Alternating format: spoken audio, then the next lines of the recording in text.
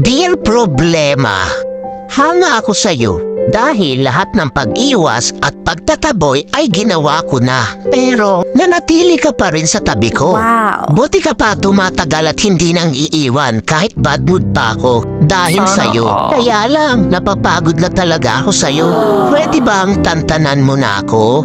I-give up mo na ako, please. Mag-break na tayo, problema. Hindi na kita kayang tagalan. Kaya, iba na lang mahalin mo. Mababaliw na ako kaiisip sa'yo. Pwede, ikaw na lang mag-isip sa akin. Ikaw naman mamroblema sa akin. At nakakapagtaka ka rin problema, no? Dahil wala namang nangyayari sa atin. Bakit nagkaanak ka? Dumami ka pa talaga. Pwes, hindi akin yan. Nagawa mo rin pala talaga akong lokohin, ha? P.S. Huwag mo na ako sundan o hanapin pa. Wala akong pananagutan sa'yo. Nagmamahal. Stress.